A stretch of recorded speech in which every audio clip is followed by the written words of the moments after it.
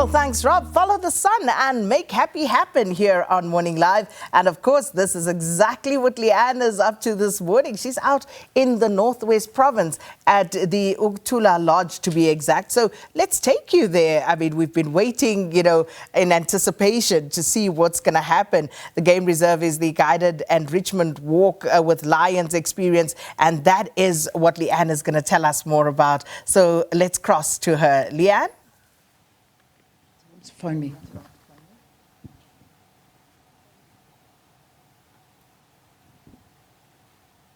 Right, welcome back, everybody, and broadcasting from Ukutula Lodge. It's here in the Northwest Province, and this is going to be quite a moment. And I don't want to waste too much time because we've told you what we're doing this morning is walking with lions. Okay, that's what we're doing here as we follow the sun. And I want to bring in George Goma. He is going to be our guide through this entire thing. And we've got about 8 guides that are going to be with us. So I want to just can you hear them in the background? They're right there. We're ready to start this. So, George, I know there's some rules we need. Quickly tell us about the rules before we even begin this. Okay. Thank you very much for this opportunity. Good morning, viewers. At this point of time, before we get the lions out of their enclosures, we have to first go through some safety rules which are very vital. Yeah. So the first rule is the stick in your hand. A lot of people, every now and again, they thinking maybe we beat the lions. No, we don't. I think the stick is acting as like a barrier. Where you feel a little bit uncomfortable, you simply put it in front of you like this. Okay. So it's be acting as a barrier. You're telling the lions that don't come into my comfort zone. And secondly, make sure that the stick is always on your wrist at all times. We do not put the stick down. To them, it's a toy. They'll come and grab it and then they'll run away from us. So we have to make sure that the stick is always with you on your wrist. And then another important rule that we normally emphasize here at Ukutula is please sticking together on a walk. Very, very important, because it's one of the most important elements that they would normally use in nature whenever they're hunting. So it's very important that we need to stick together in a cluster. Another one, if you're taking your photos and your videos on those photo pointers, please do not try to squirt and kneel down. It's a big mistake to them. They're opportunistic hunters. They'll try to come for you. No running also as well. Very, very important that you do not run on the walk. Otherwise, they'll be coming for you. You're going to be easy McDonald of the bush. I'm just joking, folks. And also at the same time, no screaming and no touching, lastly. So these are basic rules that we have integrated according to their own instinct that they would normally use in nature to hunt. All right. I think we've got it. I do think we've got it. So let's begin if we can. So I know that we've got a group that are walking with us. It's a group of tourists that are also waiting. So any moment now we'll see them coming around this corner. And this is something that you do. I mean, obviously this is how many times a day do you do this? Is this a sort of once off in the morning, you catch it and then you leave them? How does that actually work, George, as they're walking around here? And I'm going to point to Tabiso, my cameraman. Don't look at me. You don't want to see my face. You want to see what's coming our way. Okay, it's very important that, let me put it this way. This is their enrichment program designed for them to stimulate their bodies. And since they're in captivity, they actually need it quite a lot. It's the only way they can retain all the normal sensories that they would normally use in nature. For example, they would maybe go onto the barks of trees to actually sharpen their claws. If they see a couple of middens, they would try to roll in them, etc., etc. So they would normally try to retain all their natural behavior since they're in captivity. So we have to provide that enrichment for them. This is unbelievable. So, I mean, the 3 males that are approaching us right now, I mean, tell me a little bit about them, because they are just beautiful. And I see that on top of it all, we have a white lion. Yes. So the white one, his name is Hunter. It's coming from one of the artificial insemination research that we did at Ukutula some 6.5 years ago. We are the only facility all over the world to do the artificial insemination in a female lion. So that's the product of our research. Yeah. Then we've got Hip Hop, the one in the middle. Is about 9 years, and then we've got Milo there in the background. He's also the brother of him, the 2 brothers. So how is it possible that they are not even, he's looking at us, but how is this possible that we can do this? Absolutely. We need to consider in mind that these are social animals. They tend to integrate the humans quite easily into their lives. And that's why a lot of people, every now and again, they like to say that maybe we might have drugged these lions. We do not really drug the lions. Wait, you say you don't really drug them, so help me out. What do you mean they don't really drug them? You don't do anything to them? We don't do anything to the lions. The lions are social animals. Once you train them from the natural training that we normally do, they tend to integrate the humans quite easily into their lives. Okay. Yeah. Even though a lot of people, every now and again, they like saying that maybe we might have used another cruel method of maybe using the tasers, etc., etc. We don't. This is just their natural behavior. But obviously this comes with a warning, because I can't imagine that I could get out of my car in a game reserve and just start walking with oh, look at that, here we go, the morning spray. Yeah, this is scent marking. It's the way they mark their territories. Oh really? So that was a scent mark? The scent mark.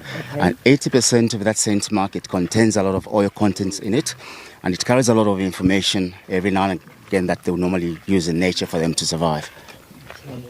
Okay, let's pause a little bit here, Leon. Okay. What's happening here? The one by the tree there, to be so check. Okay. Oh, wow. He's actually busy trying to sharpen his claws, as I was explaining earlier. That's the way they would also leave a signature there as part of marking their territories at the same time. In this group, is there one male that is more dominant than another? Absolutely. It's very normal in the social aspect of the lions.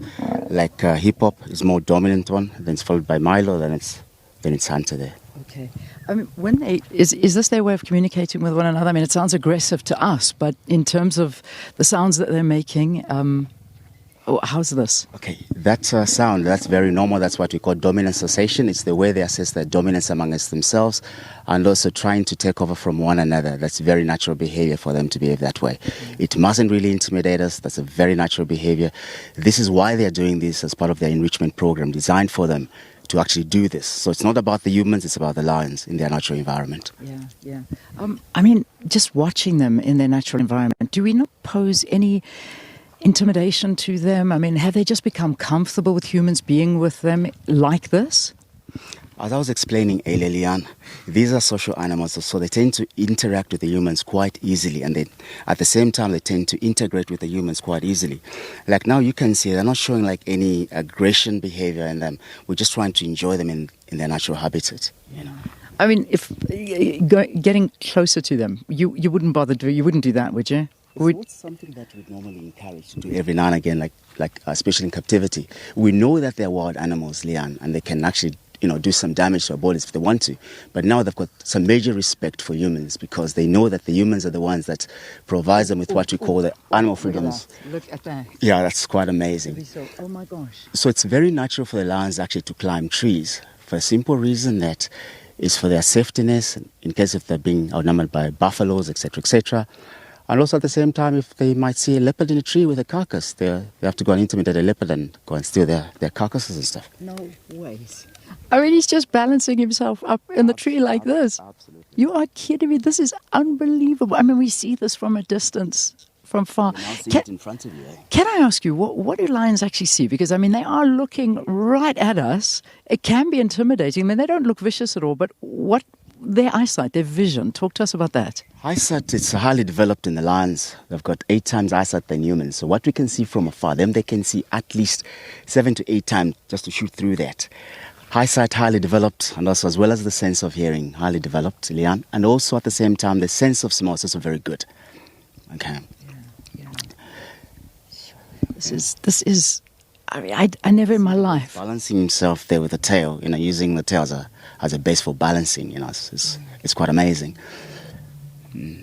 I notice obviously that you only have the males. There are no females. Obviously we know through the very amateurish learning that the male is the female is generally the hunter.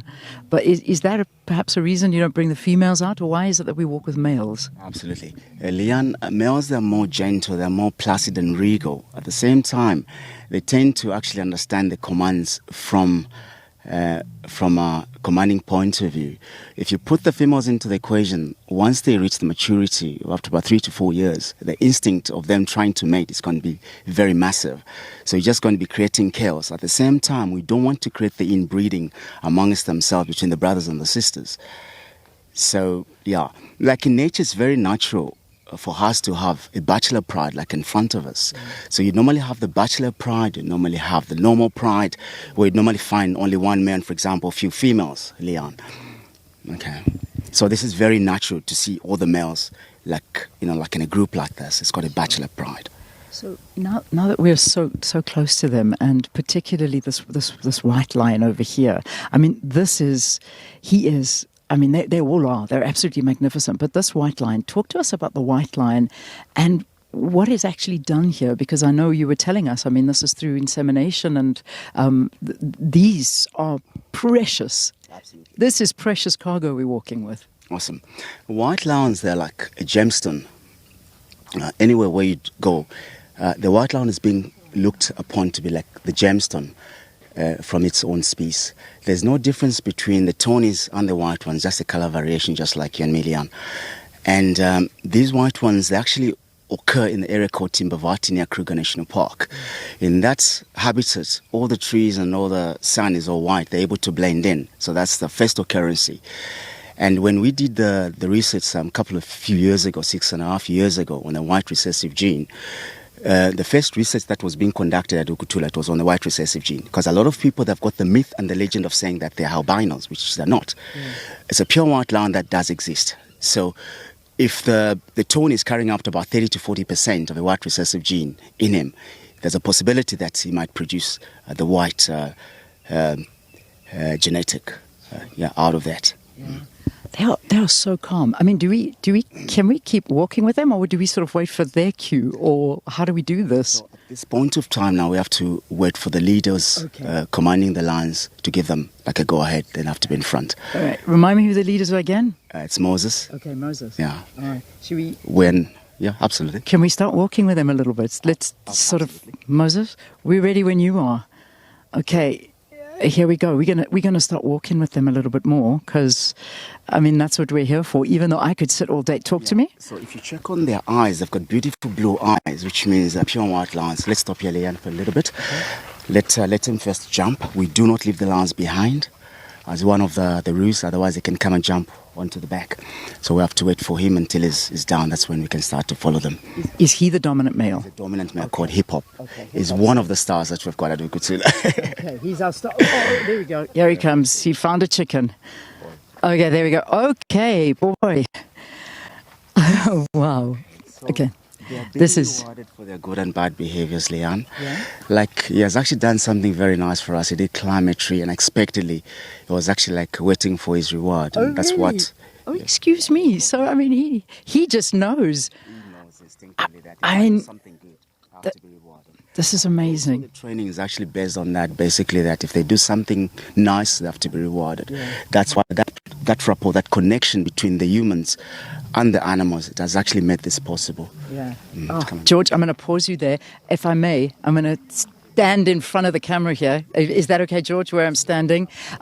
We've got Hip Hop he's eating. So he's got his treat that is happening right now. I know, as much as I would love to stay with you live the entire time, we're going to continue walking, and we need to take some breaks here on the program. And once Hip Hop has finished eating his chicken, because he's been good, he gave us, what a sight. Can you believe that climbing of that tree? Wasn't that amazing? The other two are over there. They're waiting for us as well. They're also enjoying their chicken. But while they do that, we're going to take a break here on the program, and I hope you're going to come back to us as we catch up on this walk. How amazing. We promised you walking with lions, and we're going to continue to do that here on Morning Live. Stay with us. Well, as Moses gets ready to lead the lions there, we need to bring you the headlines. Fascinating stuff this morning. All right, let's bring you those headlines.